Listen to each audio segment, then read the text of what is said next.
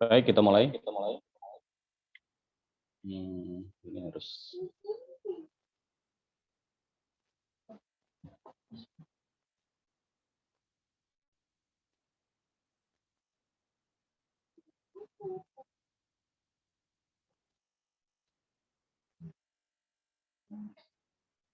Sebentar, cari file biar bisa ditampilkan.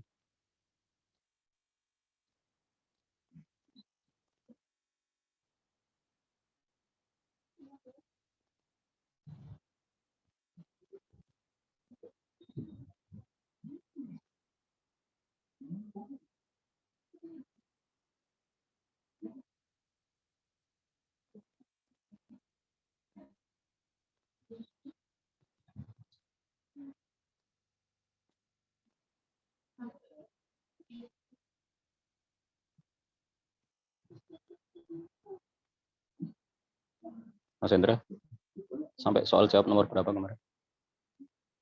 Masih ingat?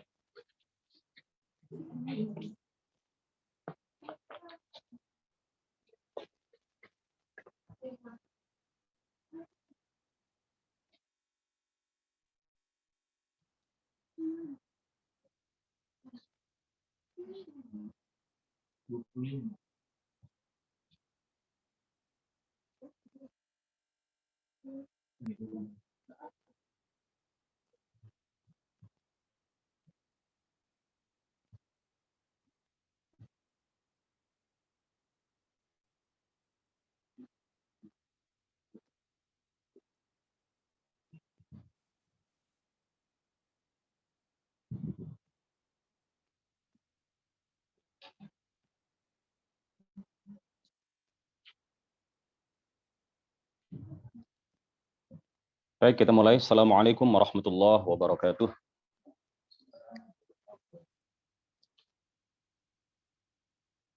Alhamdulillahi rabbil alamin. Wassalatu wassalamu ala sayyidina Muhammadin al-amin. Wa ala alihi wa sahbihi al-tayyibin al-tahirin. Rabbi shrah li sadri wa yassir li amri wa thabbitni ala al-iman. Allahumma la sahla illa ma ja'altahu sahla. Wa anta ya hayyu ya qayyum taj'alul hazna idza syi'ta sahla. Amma ba'd. Kita awali dengan ihda suratul Fatihah. Ila asyrafin nabiyyina Muhammadir Rasulillah sallallahu alaihi wasallam wa alihi wa dzurriyyatihi wa azwajihi wa ahli baitihi al-kiram wa ila arwahi ikhwanihi minal anbiya'i wal mursalin والصحابة والتابعين والأولياء الصالحين والعلماء العاملين والملائكة المقربين والمجاهدين في سبيل رب العالمين وإلى المصنفين المخلصين ونخص خصوصا إلى سلطان الأولياء الشيخ عبد القادر الجيلاني والإمام أحمد الرفاعي الكبير وسلسلة رجال الطريقة الرفاعية وسلسلة رجال الطريقة القادرية وسلسلة رجال الطريقة النقشبندية وسلسلة رجال الطريقة العربية وإلى أرواح المسلمين والمسلمات والمؤمنين والمؤمنات من مشارق الأرض إلى مغاربها برها وبحرها خصوصا آبائنا وأمهاتنا وأجدادنا وجداتنا ومشايخنا ومشايخ مشايخنا وأساتذتنا وأساتذة أساتذتنا ونخص خصوصا إلى شيخ مشايخنا الشيخ عبد الله الهرري والشيخ نزار حلبي والشيخ محمد هاشم أشعري والشيخ عبد الوهاب حسب الله، والشيخ بالصري شنصوري، والشيخ عبد العزيز مشهوري، والشيخ عبد المهيمن نور، وسائر مشايخنا وأساتذتنا،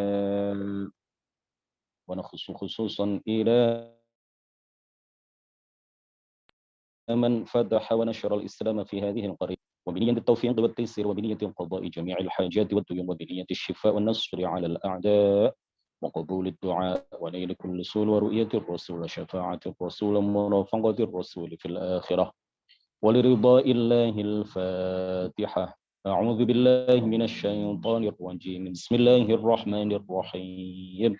الحمد لله رب العالمين، الرحمن الرحيم، مالك يوم الدين، إياك نعبد وإياك نستعين، اهدنا الصراط المستقيم، صراط الذين أنعمت عليهم غير المغضوب عليهم ولا الضالين. آمين. Bismillah, Alhamdulillah, segala puji bagi Allah Subhanahu wa Ta'ala. Salawat serta salam mudah-mudahan senantiasa tercurahkan kepada junjungan kita Nabi Agung Muhammad Sallallahu Alaihi Wasallam. Seperti biasa, kami mengingatkan kepada kita semuanya untuk menata niat, menata hati, kita murnikan niat kita mengikuti kajian ini semata-mata karena Allah Subhanahu wa Ta'ala, bukan karena yang lain. Kita murnikan niat kita semata-mata ingin mengharapkan ridha dari Allah Subhanahu wa Ta'ala. Kita telah sampai pada soal jawab nomor berapa? Berapa? 25. 25 sudah atau belum? Sudah ya.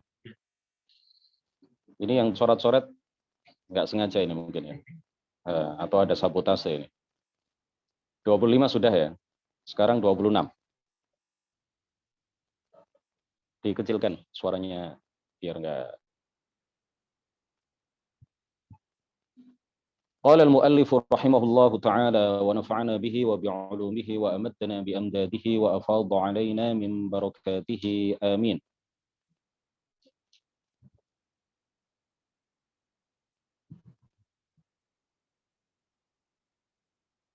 Takallam an sifatai as-sam'i wal basari lillahi ta'ala. Jelaskan mengenai sifat melihat dan mendengar bagi Allah Subhanahu wa Ta'ala. Qala Allah Ta'ala, laisa kamitslihi syai' wa huwas sami'ul basir. Surat Asy-Syura ayat 11. Allah Ta'ala berfirman, laisa kamitslihi syai'un wa huwas sami'ul basir. Maknanya dia tidak serupa dengan segala sesuatu dan dia maha mendengar lagi maha melihat. Quran surat Asy-Syura ayat 11. Allah Ta'ala wasafa nafsahu bi annahu laisa kamitslihi syai'. Allah Ta'ala menyifati zatnya bahwa dia tidak serupa dengan segala sesuatu. Wa annahu sami'un basir, dan bahwa dia maha mendengar dan maha melihat. Nafa awalan an yakuna musyabihan lil hawadithi biwajhin minal wujuh. Nafa, dia menafikan, awalan, terlebih dahulu, an yakuna musyabihan lil hawadithi. Dia Allah Subhanahu wa Ta'ala, atau pertama, dia menafikan penyerupaannya terhadap seluruh makhluk dari semua segi. Thumma wasafa nafsahu bi annahu sami'un basir. Kemudian ia menyifati zatnya dengan maha mendengar lagi maha melihat.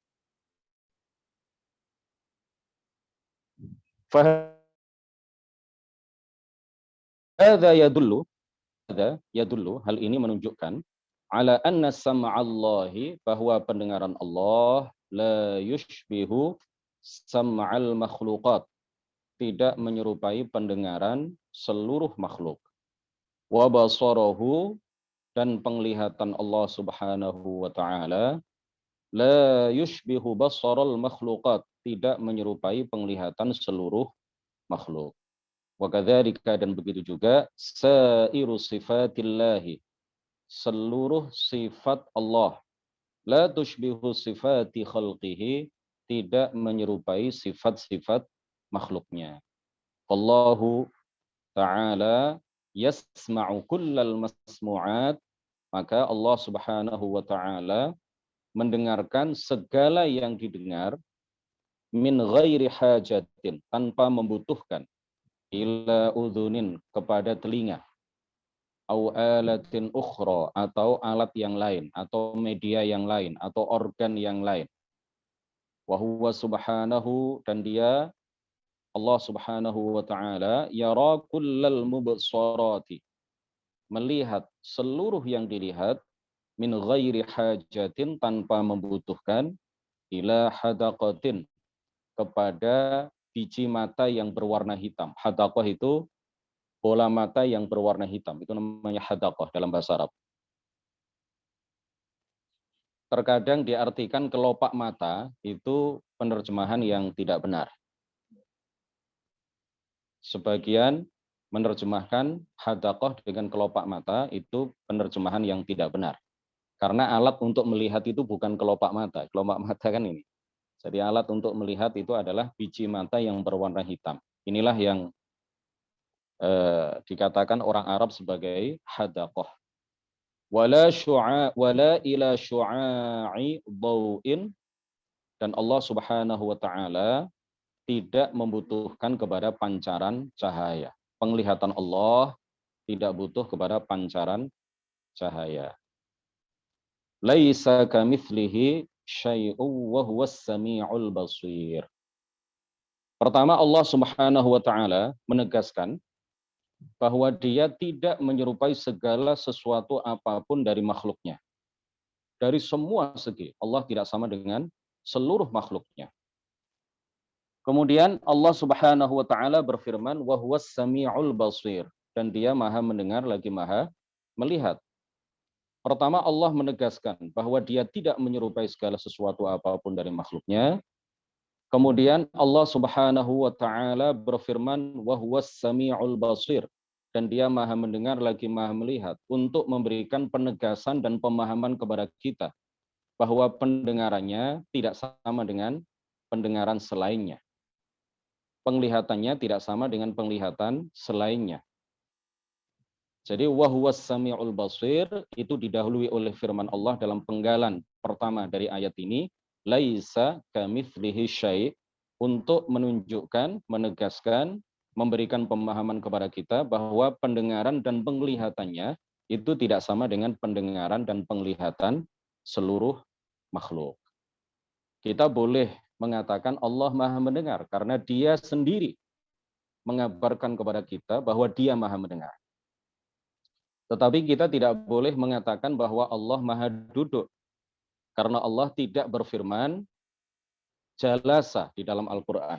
Yang dia firmankan adalah istawa. Dan istawa dalam bahasa Arab memiliki 15 makna. Bahkan sebagian ulama bahasa menjelaskan kepada kita istawa itu memiliki lebih dari 15 makna. Oleh karena itu, tidak boleh kita mengatakan Allah duduk dengan berdalih bahwa dia mengabarkan kepada kita Ar-Rahmanu 'alal 'arsy istawa. Karena istawa yang Allah tegaskan di dalam surat Thaha ayat 5 itu adalah istawa, bukan jalasa.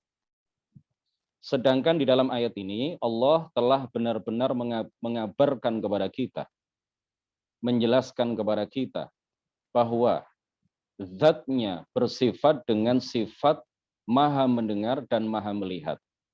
Kemudian kita jelaskan kepada umat, sebagaimana dijelaskan oleh para ulama sebelum kita, bahwa pendengarannya tidak sama dengan pendengaran makhluk, karena Allah Subhanahu wa ta'ala sebelum berfirman dia maha mendengar, dia terlebih dahulu berfirman laisa kamitslihi syai'. Kemudian kita jelaskan juga kepada umat, sebagaimana dijelaskan oleh para ulama dari masa ke masa, bahwa penglihatannya tidak sama dengan penglihatan makhluk, karena dia mengawali firman-Nya dengan menegaskan laisa kamitslihi syai'. Waalaikumsalam warahmatullahi wabarakatuh. Ahlan wa sahlan. Tafadhal. Monggo sambil disambi. Masya Allah ini yang offline ini ya. Ada kacang, ada semangka, ada tahu goreng, ada Masya Allah. Ya, yang online silahkan disediakan sendiri-sendiri di rumah masing-masing ya. Ada kacang kodok, ada jeruk di sana. Kurang satu ini, belum ada kopi dan teh.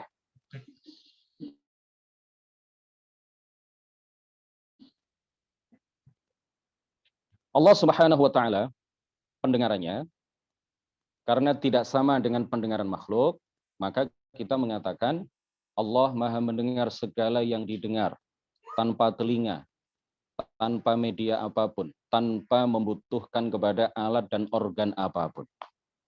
Karena memang Allah menegaskan sebelumnya laisa kamitslihi syai'. Sebagian kalangan ketika kita mengatakan kenapa kalian menjelaskan bahwa Allah mendengar tanpa telinga, tanpa organ, tanpa media, tidak butuh kepada alat, bukankah hal-hal seperti ini tidak pernah dikatakan oleh para ulama salaf? Bukankah hal-hal semacam ini akan membingungkan masyarakat? Justru hal ini yang dibawa oleh para ulama salaf, yang ditegaskan oleh para ulama salaf, berdasarkan ayat Al-Quran. Kita hanya menjelaskan, menambah penjelasan yang tidak bertentangan dengan apa yang dijelaskan di dalam Al-Quran. Orang semakin paham, ya, orang semakin paham bahwa pendengaran Allah itu betul-betul tidak sama dengan pendengaran makhluk ketika kita mengatakan kepada mereka, orang-orang awam, bahwa pendengarannya tidak membutuhkan kepada alat, tidak membutuhkan kepada media, tidak membutuhkan kepada organ apapun, tidak sama dengan pendengaran makhluk yang membutuhkan kepada itu semua. Pendengaran makhluk terbatas, pendengaran makhluk mendengar sesuatu yang lebih dekat kepada dia, itu didengar lebih jelas oleh dia daripada sesuatu yang atau suara yang jauh dari dia. Kita tidak bisa mendengar suara yang ada di Amerika kecuali dengan media, kecuali dengan alat, kecuali dengan handphone, kecuali dengan internet, kecuali dengan Zoom. Kita semuanya tidak bisa saling terhubung satu sama lain kecuali dengan media seperti ini, media Zoom seperti ini, Google Meet dan lain sebagainya. Allah Subhanahu wa taala Maha mendengar segala yang didengar tanpa membutuhkan kepada alat apapun, organ apapun, media apapun. Dan bagi Allah Subhanahu wa taala tidak ada yang jauh, tidak ada yang dekat. Tidak ada yang jauh sehingga sulit untuk didengar atau tidak jelas baginya. Tidak ada yang dekat bagi beliau sehingga suaranya lebih jelas daripada yang jauh. Itu semuanya adalah berlaku bagi makhluk tetapi tidak berlaku bagi Allah Subhanahu wa taala. Kemudian penglihatannya juga begitu. Penglihatan Allah Subhanahu wa taala tidak membutuhkan kepada alat, organ, media apapun. Tidak butuh kepada mata, tidak butuh kepada kacamata, tidak butuh kepada pancaran cahaya, tidak butuh kepada jarak dekat, tidak butuh kepada apapun, tidak butuh bantuan siapapun. Seseorang yang melakukan aktivitasnya di malam yang gelap gulita, di dalam kamar yang listriknya mati, kemudian rumah yang dia tempati bercat hitam semuanya, kemudian rumah itu berada di tengah hutan, kemudian hutan itu tidak masuk ke dalamnya cahaya matahari, pancaran cahaya matahari, Allah Subhanahu wa taala Maha mengetahui apa yang dilakukan oleh orang itu di dalam kamarnya. Lanjut. Qala al-muallif rahimahullahu taala takallam an qaulil muallifi wa huwa al-qadimu wa ma siwahu hadith wa huwa al-khaliqu wa ma siwahu makhluk. Sebelumnya mumpung saya ingat ada terjemahan yang salah kemarin ya. Soal jawab nomor berapa itu ya? Sebentar, biar kita semuanya tahu. Karena terjemahnya sudah terlanjur beredar. Format PDF itu ya. Saya ingin nulis surga tetapi yang tertulis neraka. Nah, ini bahaya ini. Fatal sekali. Soal jawab nomor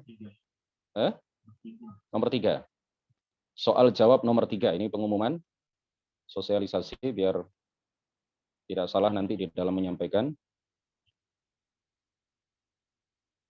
Iya, ini. Di sini tertulis muncul itu ya, muncul. Di Zoom itu muncul. Ya? Oh, nggak buka Zoom yang di sini. Maka ia masuk surga ini ya. Saya hapus, saya ganti surga. Terima kasih kemarin telah diingatkan oleh salah seorang yang menyimak kajian ini dan mendapatkan file PDF-nya. Barakallahu fihi.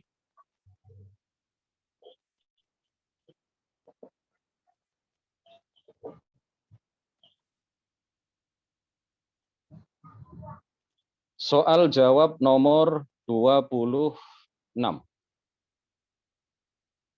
27 sekarang. Jelaskan mengenai perkataan pengarang kitab Mukhtasar Sulam At-Taufiq. Fahuwal qadimu wa ma siwahu hadith. Wahuwal khaliqu wa ma siwahu makhluq. Yajibul i'tiqadu. Anna Allah wahdahul qadimu. Wajib diyakini bahwa Allah semata yang qadim. Alladzi labtida'a liwujudihi. Yang tidak ada permulaan akan adanya.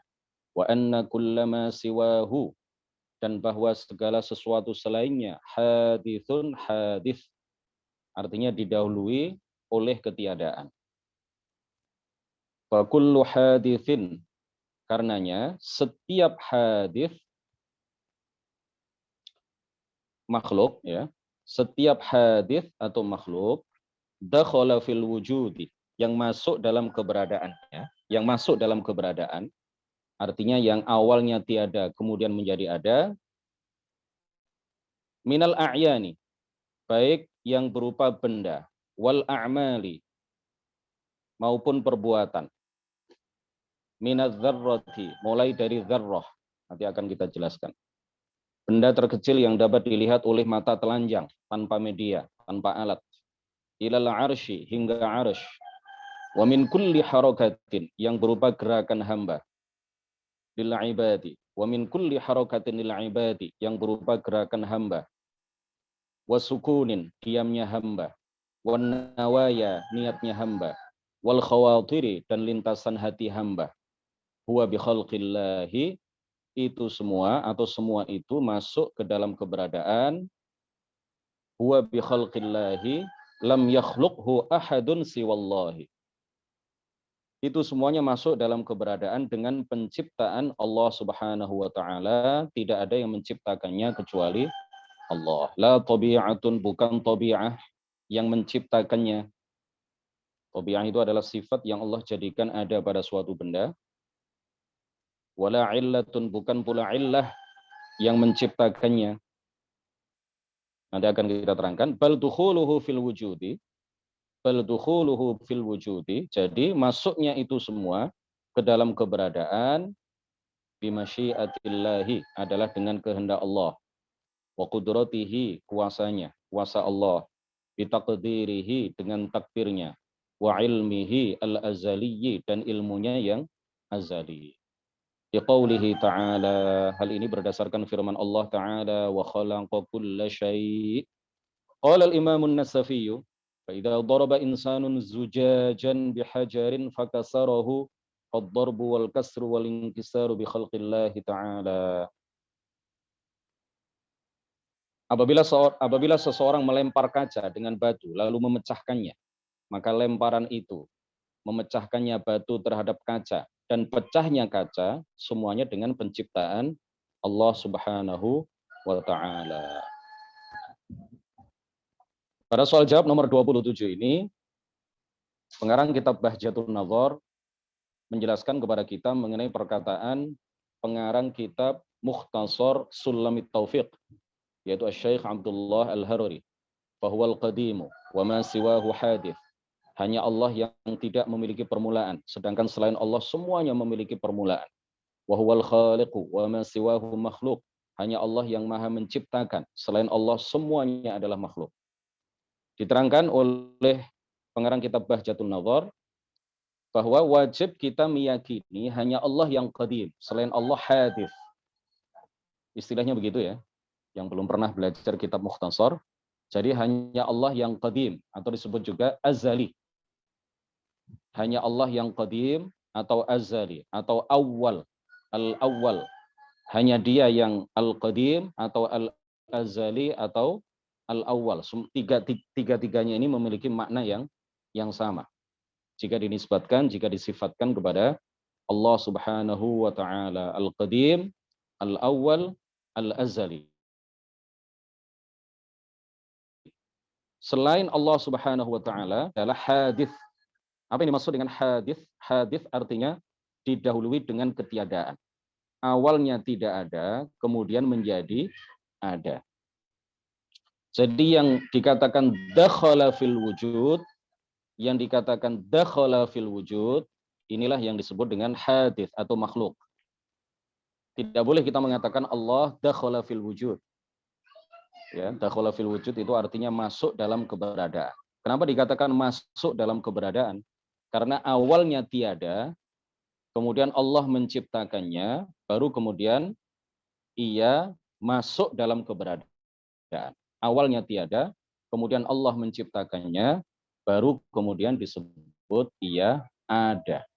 Hadits, dakhala fil wujud, makhluk, ya. Hadits, makhluk, dakhala fil wujud. Itu semuanya menandaskan kepada kita untuk menyebut makhluk, ya, selain Allah itu semuanya hadits, didahului dengan ketiadaan, atau makhluk semuanya adalah diciptakan oleh Allah, atau dakhala fil wujud, selain Allah semuanya adalah masuk dalam keberadaan karena awalnya tiada kemudian menjadi ada. Jadi pada azal, sebelum segala sesuatu ada, ya, pada azal yang ada hanya Allah Subhanahu wa taala. Belum ada tempat, belum ada perputaran waktu. Kok bisa belum ada perputaran waktu? Ya, karena waktu itu adalah apa? Muqaranatu mutajaddidin bi mutajaddidin akhar. Perbandingan sesuatu yang terjadi dengan sesuatu yang terjadi selainnya. Yang ada pada azal hanya Allah. Jadi tidak ada yang bisa diperbandingkan. Pada azal yang ada hanya Allah Subhanahu wa taala. Berarti tidak ada yang bisa diperbandingkan. Perputaran waktu, peredaran massa itu sejatinya adalah membandingkan antara satu kejadian dengan kejadian yang lain. Membandingkan antara mutajaddid dengan mutajaddid yang lain. Membandingkan antara satu peristiwa yang terjadi di satu masa dengan peristiwa lain yang terjadi sebelum atau sesudahnya. Itu namanya peredaran massa, perputaran waktu. Kapan Mas Khofifi lahir? Ya pasti sebelum anaknya. Sebelum anaknya lahir. Mas Khofifi sudah lahir. Kapan Mas Khofifi lahir? Tahun 1980 sekian. 80 berapa? 87, 1987. Kenapa kita bisa menyebut 1987? Karena sebelumnya ada 1986. Karena setelahnya ada 1988. Jadi ada perbandingan. Ada perbandingan kejadian, ada perbandingan sesuatu dengan sesuatu yang lain. Kapan terjadinya kecelakaan? Tadi pagi. Kenapa kita bisa mengatakan tadi pagi? Karena waktu setelahnya adalah siang. Ada perbedaan waktu, karena bisa dibandingkan dengan waktu setelahnya dengan waktu sebelumnya. Kenapa kita bisa mengatakan bahwa kecelakaan itu terjadi tadi pagi? Karena sebelumnya ada malam, setelahnya ada siang. Kapan kamu makan jam 7? Kenapa dia bisa menjawab jam 7? Karena sebelumnya ada jam 7 kurang 1 menit. Jam 7 lebih 2 menit. Setelahnya ada jam 8. Ada perbandingan. Pada azal tidak bisa diperbandingkan antara Allah dengan siapa, antara Allah dengan apa. Tidak ada perbandingannya. Oleh karena itu, pada azal yang ada hanya Allah. Sebelum adanya segala sesuatu, termasuk perputaran waktu juga belum ada. Tempat juga belum ada. Tempat ini juga belum ada. Yang dimaksud tempat itu apa? Yang dimaksud tempat adalah apa? Siapa yang bisa menjawab? Oh, ini dimatikan ya ininya ya, mic-nya ini oleh admin. Ada yang bisa menjawab tempat itu apa? Apa? Al-faragh apa? Ruang kosong yang diisi oleh suatu benda. Ruang kosong yang diisi oleh suatu benda. Al-faragh alladhi yashghaluhu al-hajm. Ruang kosong yang diisi oleh suatu benda. Itu faragh, ya. Itu namanya tempat. Jadi jangan membayangkan atau jangan salah paham, jangan salah di dalam memahami istilah tempat. Tempat itu artinya adalah ruang kosong yang diisi oleh suatu benda. Kitab ini tempatnya di mana? Ya di ruang kosong yang dia tempati. Jadi untuk menyebut tempat itu jangan salah paham, ya. Tempat itu tidak hanya ketika sesuatu berada di sesuatu yang lain. Ya. Tempatnya di mana? Oh, kalau tempat itu harus menempel pada sesuatu yang lain gitu, enggak. Ini kalau misalkan terbang gitu ya, ini kitab ini bisa terbang gitu. Saya nggak bisa menerbangkannya. Jadi ketika tangan saya lepaskan dari kitab ini ya jatuh itu. Tapi seandainya tangan saya nggak ada ini, maka tempatnya kitab ini adalah di ruang kosong yang dia tempati. Jadi ini tempat ini loh tempat. Nah ini tempat. Ini pada azal tidak ada. Pada azal tidak ada. Ini tempat ini, ruang kosong ini. Tempatnya matahari di mana ya? Ya di ruang kosong ya dia tempati. Kemudian ketika burung itu terbang dari satu tempat ke tempat yang lain di di di udara ya, di udara, maka tempat burung itu adalah di ruang-ruang kosong yang dia terbang di sana. Jadi ruang kosong ini adalah makhluk hadis dakhala fil wujud. Ini awalnya tiada, kemudian menjadi ada. Ya, kalau ruang kosong ini ada pada azal, misalkan bersama Allah, berarti ada sesuatu pada azal yang menemani Allah Subhanahu wa taala. Nggak boleh dikatakan seperti itu. Kemudian ketika ruang kosong ini misalkan dikatakan oleh para ulama, ruang kosong ini ada batasnya ini. Batas paling tinggi disebut arsy, ya. Di atas arsy ada kitab itu. Di bawahnya ada ruang kosong, kemudian ada arsy, kemudian di bawahnya ada ruang kosong, kemudian ada surga. Di bawah surga di bawahnya lagi ada ruang kosong ya. Di bawah surga itu. Kemudian ada langit yang ketujuh, antara langit ketujuh dengan langit keenam ada ruang kosong, yaitu tempat itu. Itu namanya tempat. Yang paling bawah, di bawah bumi yang ketujuh ada neraka. Alasnya neraka disebut apa? Farsh. Farsh. Yang paling atas arsh, yang paling bawah dari alam ini adalah farsh. Al-farshu. Nah, antara farsh dengan arsh, ya, kalau mau dikatakan ada lagi di atasnya arsh, yaitu apa? Kitab yang bertuliskan Inna rahmati sabaqat ghadabi. Sesungguhnya penampakan rahmatku, kata Allah, itu lebih banyak daripada penampakan murkaku. Antara arash dengan farash itu ada ruang-ruang kosong yang diisi oleh banyak sekali makhluk, ya, banyak sekali ciptaan Allah Subhanahu wa taala yang tidak terhitung dalam jangkauan pikiran manusia tidak terhitung. Tapi Allah mengetahui itu semuanya dengan detail, dengan rinci, jumlatan wa tafsila, baik secara umum maupun secara terperinci. Nah, ada ruang-ruang kosong yang diisi oleh benda-benda itu, itulah yang disebut dengan tempat. Nah, di bawah farash nggak ada ruang kosong seperti itu. Di atas arash dan di atas kitab yang berada di atas arash tidak ada ruang kosong seperti ini. Jadi kalau ada ruang kosong seperti ini di atas arash atau di bawah farash, nah terus batasnya sampai mana? Tambah nggak masuk akal lagi. Tambah tidak masuk akal. Yang masuk akal ya ada batasnya ini.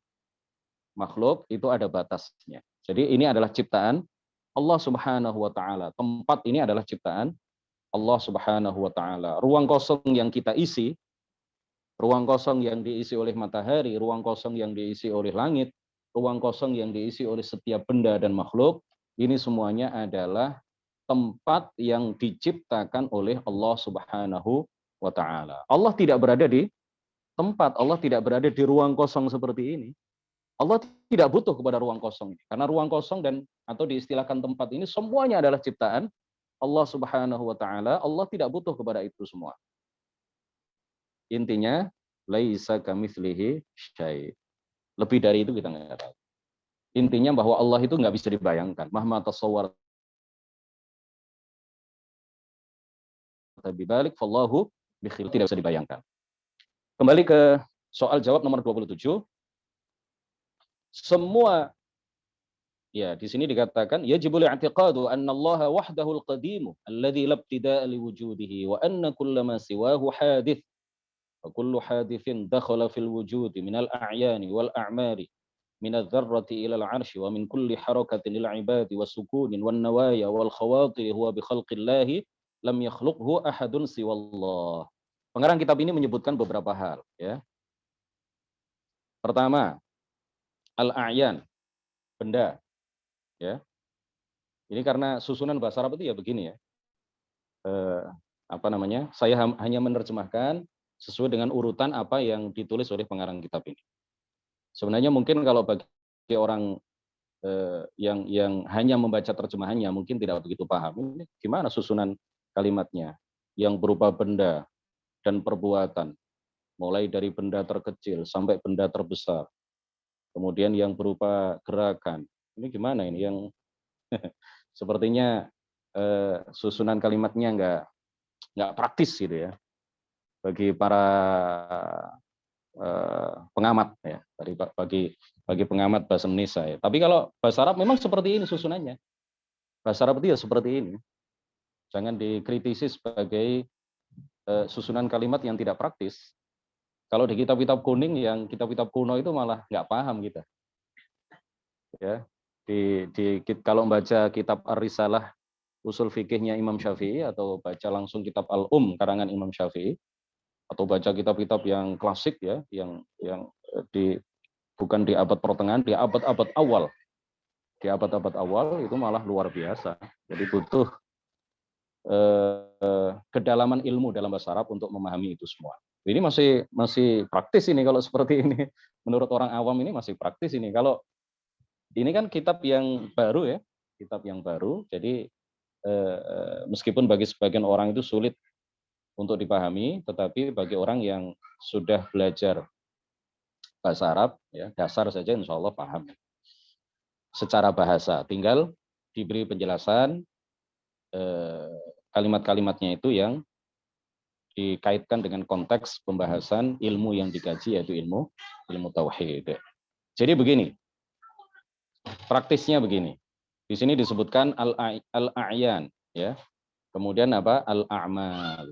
Al-a'yan ini dulu difokuskan, ya kita fokuskan al-a'yan dan apa? Al-a'mal. Al-a'yan dan al-a'mal. Nah, minadz-dzarrati ilal arsy itu keterangan dari al-a'yan. Kemudian wa min kulli harakatin lil ibadi wa sukunin wan nawaya wal khawatir itu adalah keterangan dari al-a'mal. Paham ya? Jadi benda maupun perbuatan benda. Ya, benda itu dalam arti benda hidup, benda mati dalam bahasa kita, termasuk di dalamnya manusia, binatang, dan lain sebagainya. Jadi seluruh benda, mulai dari benda terkecil, itulah yang ingin disampaikan oleh pengarang kitab ini, seluruh benda, mulai dari benda terkecil yang bisa dilihat oleh mata telanjang, tanpa butuh alat apapun, yaitu dzarrah, sampai benda terbesar yang Allah ciptakan, yaitu arasy, semua benda, mulai dari yang terkecil sampai yang terbesar, itu adalah ciptaan Allah Subhanahu wa ta'ala. Tidak ada yang menciptakan itu semuanya kecuali hanya Allah Subhanahu wa ta'ala. Mulai dari benda terkecil yang bisa dilihat oleh mata, yaitu dzarrah. Dzarrah itu disebut juga al-haba. Al-haba dalam bahasa Malaysia haba. Ya, haba kalau nggak salah. Saya pernah di Malaysia 6 bulan. Kata mereka dzarrah atau al-haba dalam bahasa Arab itu, dalam bahasa Malaysia haba, nggak tahu. Jika ada perubahan, ada perkembangan bahasa Melayu selanjutnya saya nggak tahu. Dalam bahasa Indonesia nggak ada. Tidak ada padanan katanya dalam bahasa Indonesia. Dzarrah atau al-haba, ada Ustaz Durrah? Padanan kata al-haba atau dzarrah dalam bahasa Indonesia ada nggak? Setahu saya tidak ada. Tapi penjelasannya dzarrah atau haba itu adalah benda yang kecil seperti debu yang terlihat dalam cahaya matahari ketika memasuki rumah kita melalui ventilasi udara, melalui jendela atau melalui pintu. Di siang hari ketika kita melihat cahaya matahari yang masuk ruangan di rumah kita, itu kita lihat di dalamnya ada semacam partikel kecil yang berterbangan. Nah, itu disebut dzarrah. Itu adalah benda terkecil yang bisa kita lihat dengan mata kita tanpa alat apapun. Lebih kecil dari itu, untuk melihatnya mata kita butuh alat. Entah itu teropong atau apa namanya, hacker kata orang Jawa, atau mikroskop atau yang lain. Nah, mulai benda yang paling kecil sampai benda yang paling besar, itu semuanya yang menciptakannya adalah Allah. Perbuatan itu juga begitu. Semua perbuatan makhluk, semua perbuatan hamba, baik perbuatan yang tampak maupun perbuatan yang tidak tampak. Nah, di sini disebutkan ada wa min kulli harakatin lil ibadi wasukunin. Wa min kulli harakatin lil ibadi wasukunin. Alhamdulillah, kopinya datang. Ustaz Durrah ya. Penggemar berat kopi.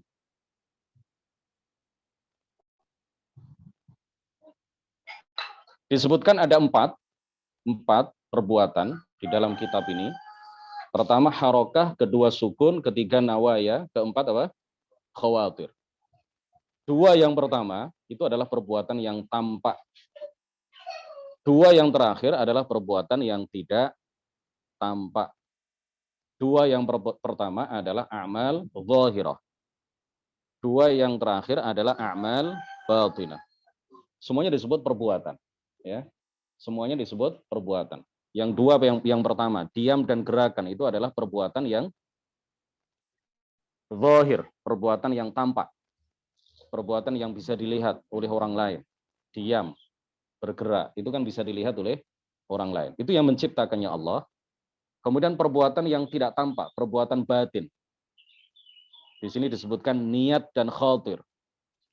Nawaya dan khawatir. Nawaya jamak dari niat, an-niyah. Ya, al-khawatir jamak dari khawatir. Niat itu ya niat tekad untuk melakukan sesuatu.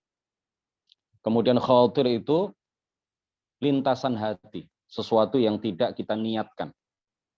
Sesuatu yang datang secara tiba-tiba, kemudian pergi secara tiba-tiba. Datang tak diundang, pergi tak disuruh. Tiba-tiba terlintas. Terbersit, ya. Bersitan hati, bersitan pikiran. Terbersit, terbersit, ya. Bahasa bakunya itu terbersit. Terbersit, bukan kalau terbersit itu bahasa tidak baku. Nah, jadi meskipun saya bukan guru bahasa Indonesia itu, saya sering buka-buka KBBI. Ya. Saya sering-sering buka Kamus Besar Bahasa Indonesia dengan tujuan-tujuan tertentu. Yang baku itu terbersit.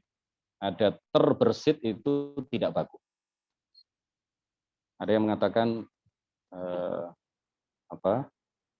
terbesit beda lagi itu. Terbesit itu beda lagi, bukan yang kita maksud ini. Kalau khawatir itu terbersit atau terbersit, ya, baku atau tidak baku. Jadi kalau khawatir atau khawatir itu adalah sesuatu yang datang tiba-tiba dalam pikiran kita, kemudian hilang secara tiba-tiba.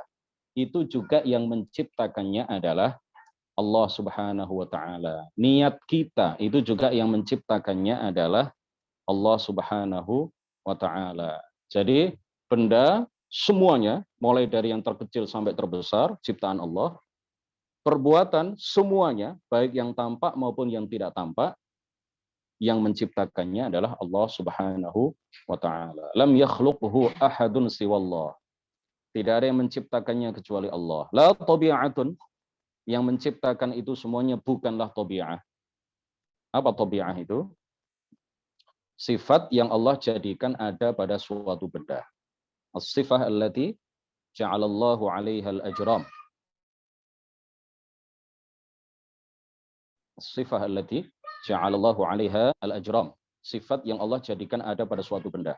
Sifatnya api adalah membakar. Sifatnya obat adalah menyembuhkan, mengobati. Sifatnya air adalah menyegarkan. Sifatnya nasi adalah mengenyangkan. Itu sifat, ya. Jadi yang menciptakan kebakaran itu bukan sifat membakar yang ada pada api.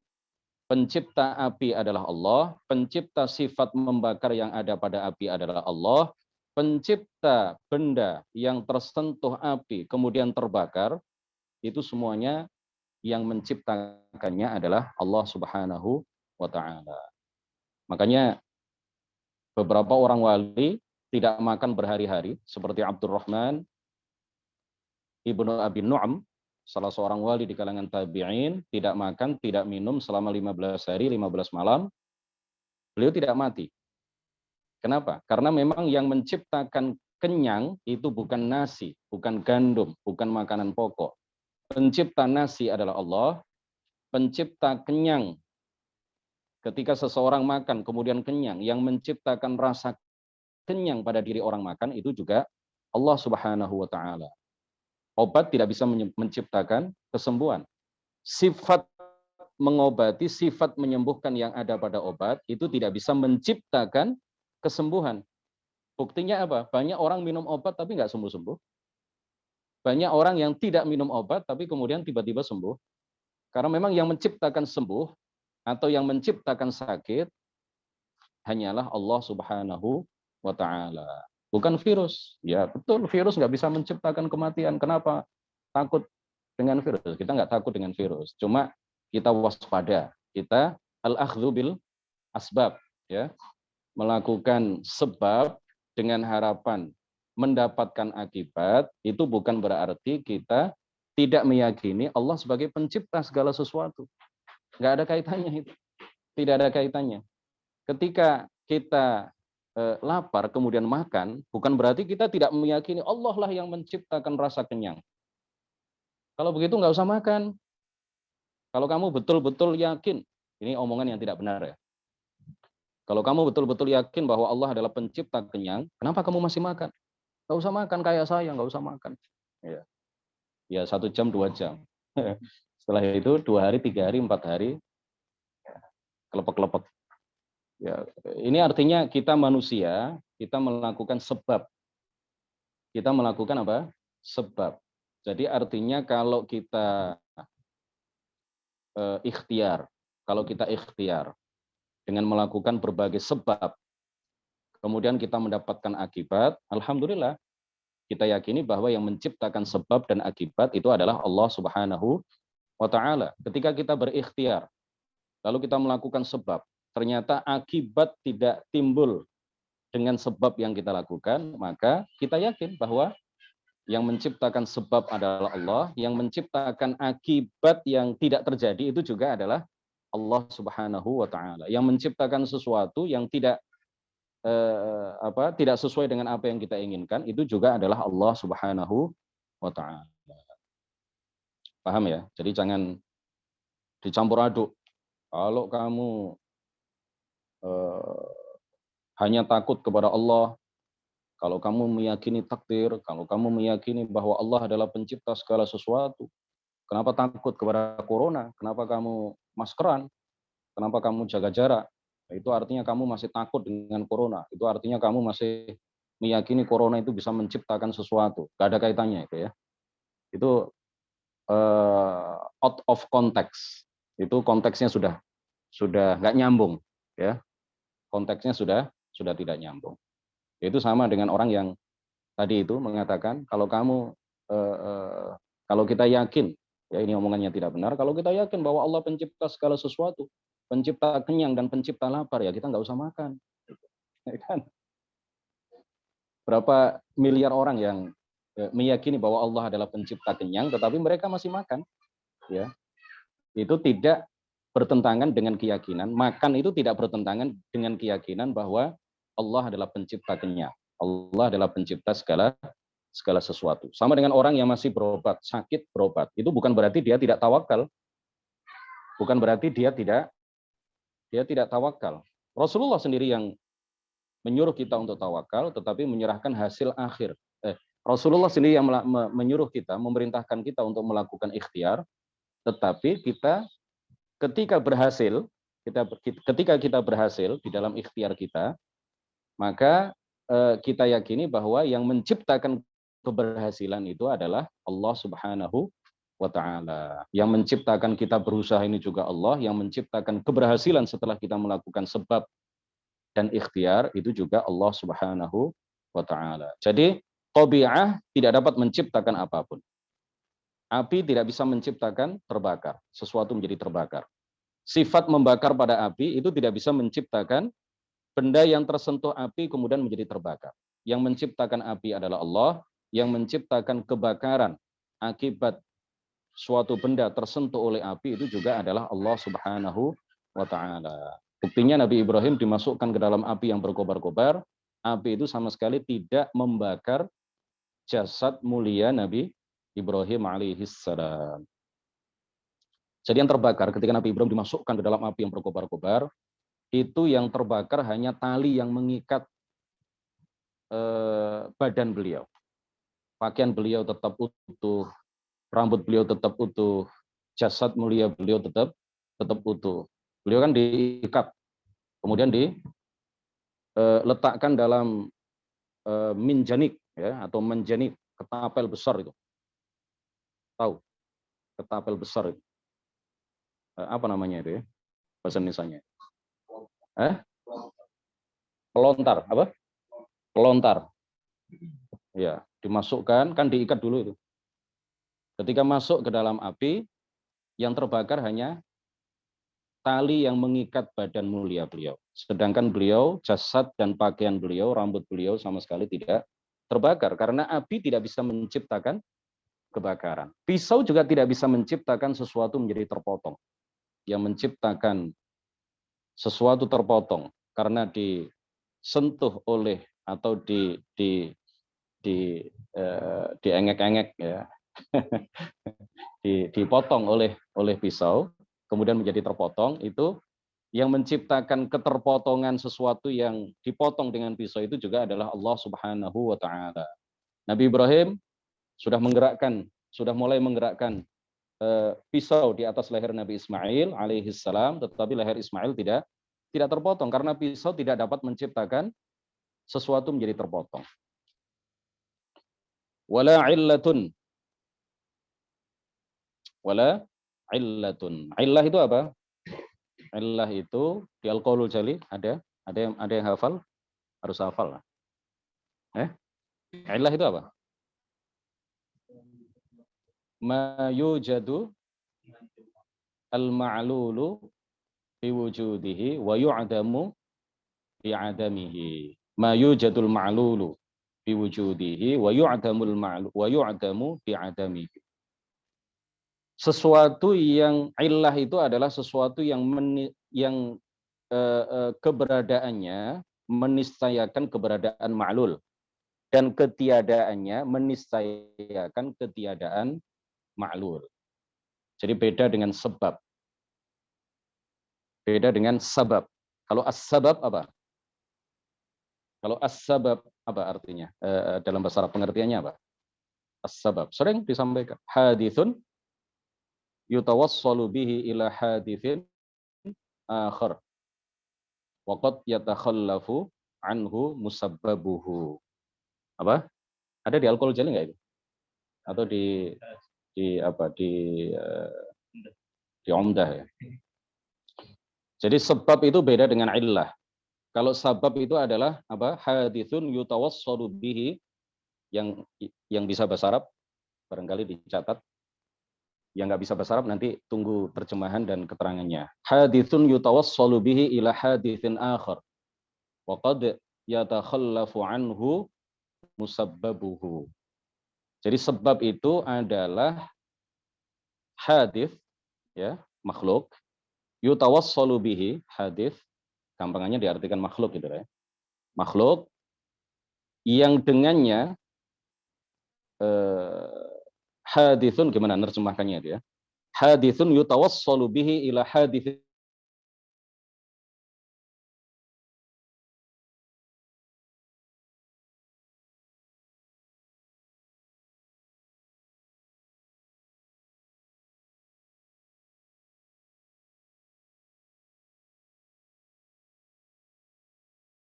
akhar. Faqad yatakhallafu anhu musabbabuhu. Musabbab di sini akibat ya. Dan terkadang tidak terjadi akibat walaupun sebab itu terjadi. Tapi kalau illah meniscayakan ma'lul. Kalau illah itu ada, maka ma'lul ada. Kalau illah tidak ada, ma'lul pasti tidak ada. Kalau sebab ya belum tentu menghasilkan akibat. Kalau sebab itu dilakukan, maka belum tentu menghasilkan akibat. Sebab itu bisa menghasilkan musabab atau akibat dan bisa juga tidak menghasilkan akibat. Tapi kalau illah, jadi istilah-istilah di kalangan para ulama tauhid ya. Kalau illah ada, pasti ma'lul itu pasti akan mengikuti. Kalau illah tidak ada, ma'lul juga tidak ada. Nah, sebab itu contohnya apa? Sebab akibat itu contohnya seperti apa? Obat dengan kesembuhan. Obat dengan kesembuhan. Obat itu adalah sebab, kesembuhan itu adalah akibat. Kalau obat diminum, pasti terjadi kesembuhan apa tidak? Kan tidak. Bisa terjadi kesembuhan, bisa tidak. Kalau Allah menciptakan orang minum obat jadi sembuh, ya sembuh.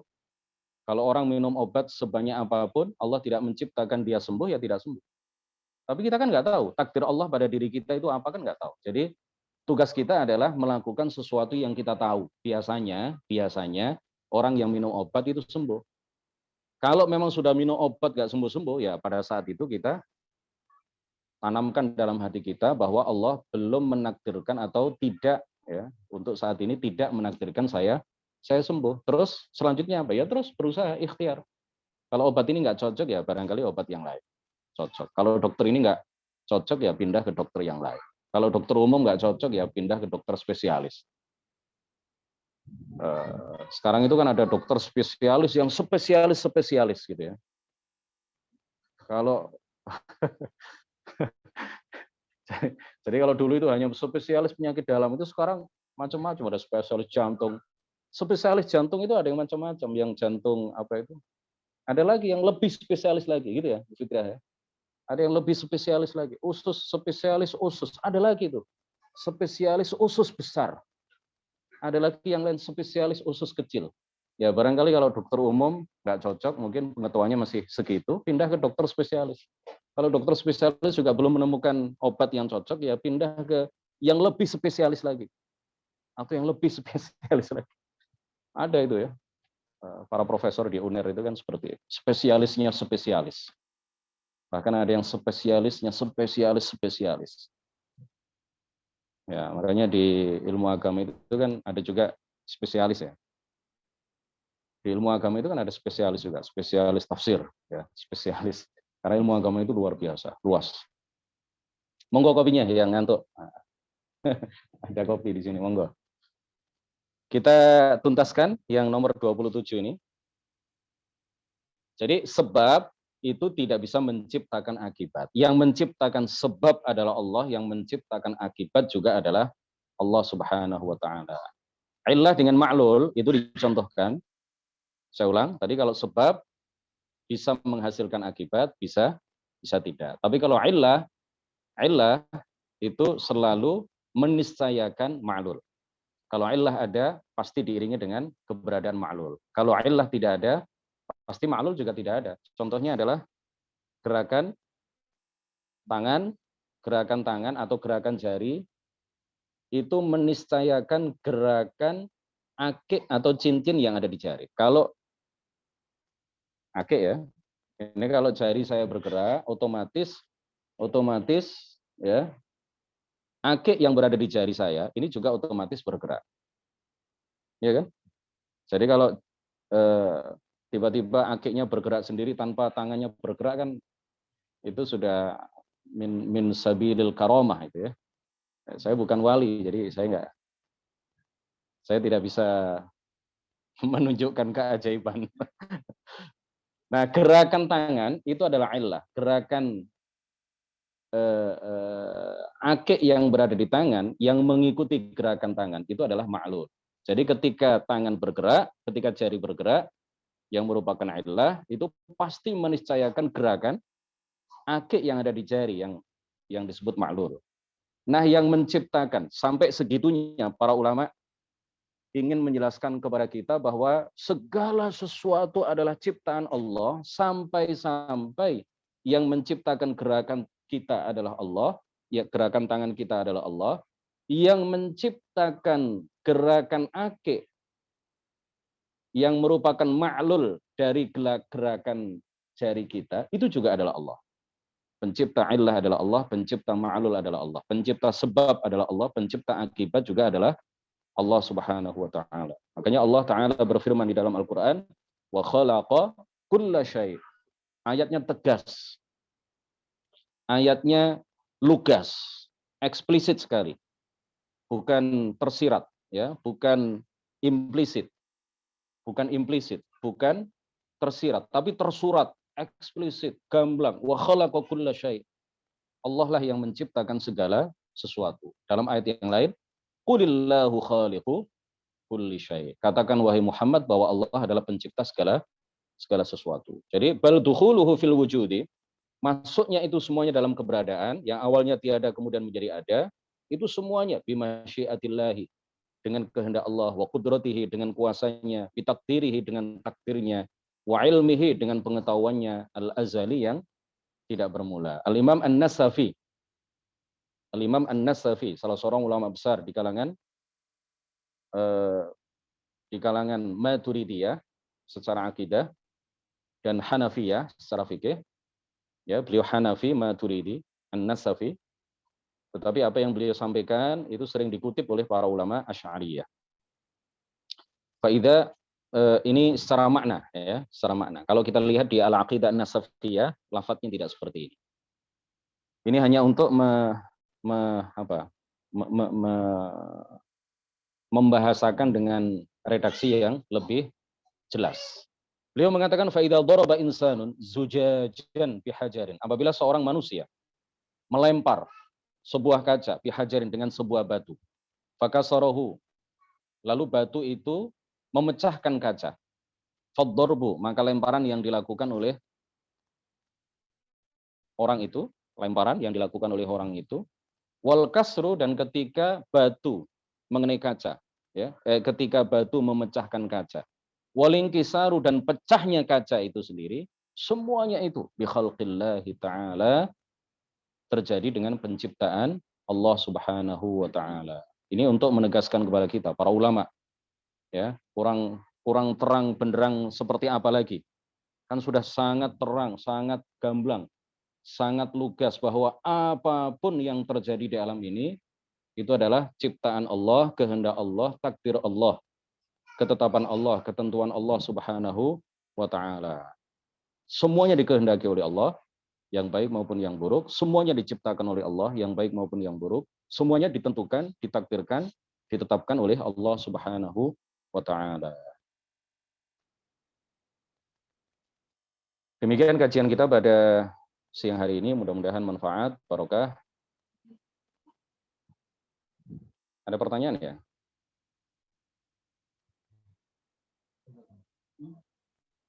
Sebentar, saya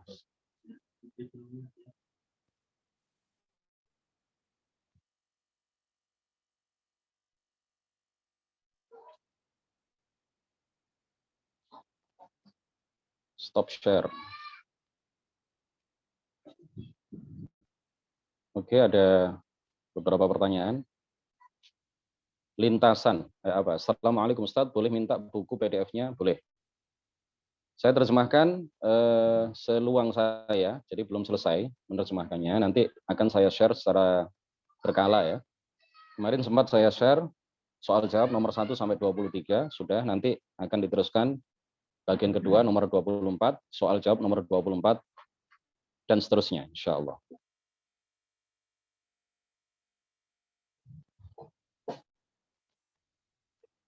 Oh ya, keluar saja dulu dari screen Ustadz, biar coret-coretnya hilang ya, sudah terlanjur. Nggak baca tadi. Saya live dulu, mohon di share. Ya, oke.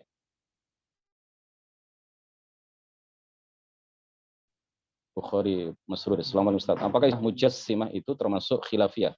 Karena ada salah satu tokoh Nujatim yang berpendapat mujassimah bukan perkara kufur. Ya, khilaf yang tidak mu'tabar. Memang kita akui ada khilaf, tetapi khilaf yang tidak mu'tabar.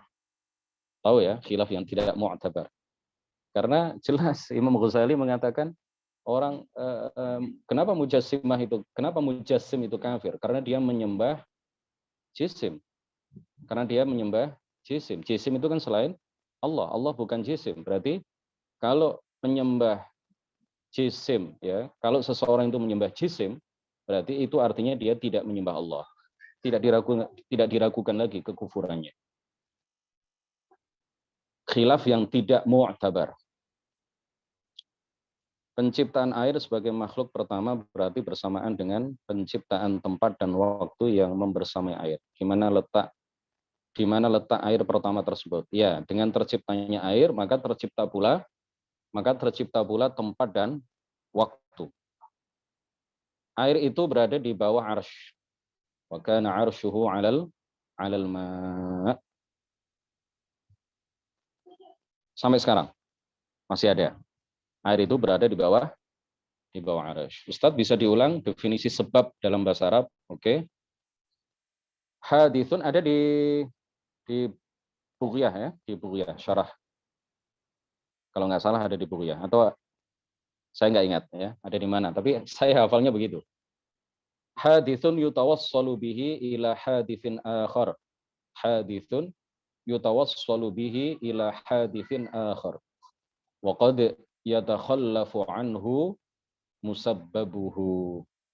Wa qad yatakhallafu anhu musabbabuhu.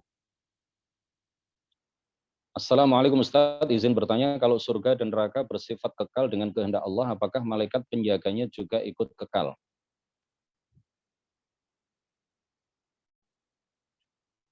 Iya, malaikat penjaga surga, malaikat Ridwan. Jadi malaikat Ridwan itu tepatnya bukan penjaga surga, tetapi beliau adalah ketua Rois, ya, Rois Khazanati Al-Jannah. Beliau adalah ketua para malaikat yang menjaga surga. Malik itu juga begitu. Malaikat Malik itu tepatnya bukan penjaga neraka, tetapi kalau disebut penjaga neraka tidak salah. Tetapi lebih detailnya lagi, beliau adalah ketua para malaikat penjaga neraka. Jadi para malaikat penjaga surga itu banyak. Ketuanya adalah malaikat Ridwan. Malaikat penjaga neraka itu juga banyak. Ketuanya adalah malaikat Malik.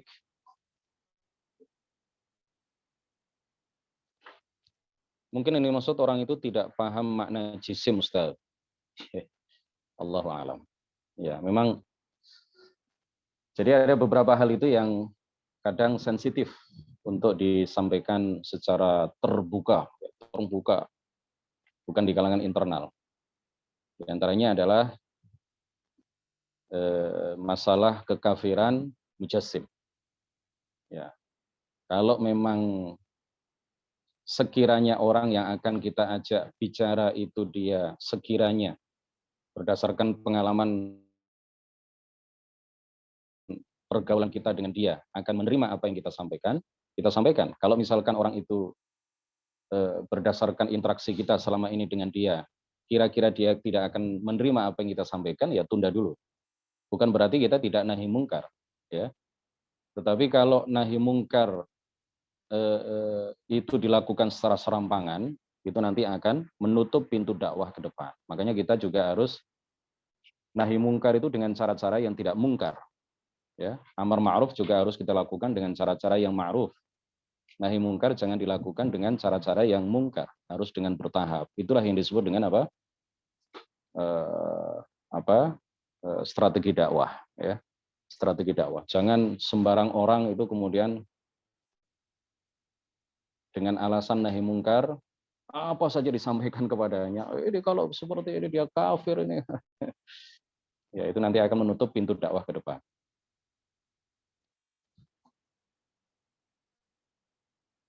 Hadithun yutawassalu bihi. Oh, ini Mas Hanif ini. Ada Ustadz di Ummul Barohin tentang definisi sebab dan illat. Ya, bukan di Ummul Barohin, mungkin di syarahnya ya. Bukan di iya di syarah Ummul Barohin. Ummul Barohin itu sudah syarah. Mestinya ada, mestinya. Baik, mudah-mudahan manfaat, barokah. Jangan bosan untuk belajar ilmu agama yang fardhu ain. Banyak yang belum kita ketahui, termasuk saya. Apa yang kita ketahui hanya sedikit dari lautan ilmu yang mestinya kita selami ya sepanjang hidup kita. Ilmu agama itu luas, tidak bertepi. Ilmu agama itu adalah ibarat samudra yang tiada bertepi. Seandainya kita pelajari selama 500 tahun, seandainya usia kita sampai 500 tahun, ilmu agama tidak akan habis dipelajari. Yang kita tahu, yang kita pelajari ini hanya sedikit dari lautan ilmu yang tersebar di berbagai kitab, yang kalau kita gali ya lebih lanjut, semakin kita pelajari, semakin kita merasa bahwa ilmu kita ini hanya satu tetes atau bahkan kurang dari satu tetes dari samudra ilmu yang ada. Demikian, barakallahu fikum, nuhallil wa nusalli ala nabi la ilaha illallah. Allahumma salli ala sayyidina Muhammad wa ala alihi wa sahbihi wa sallim. Rabbi ighfir li wa liwalidayya wa lil mu'minina wal mu'minat. Wassalamu alaikum warahmatullahi wabarakatuh.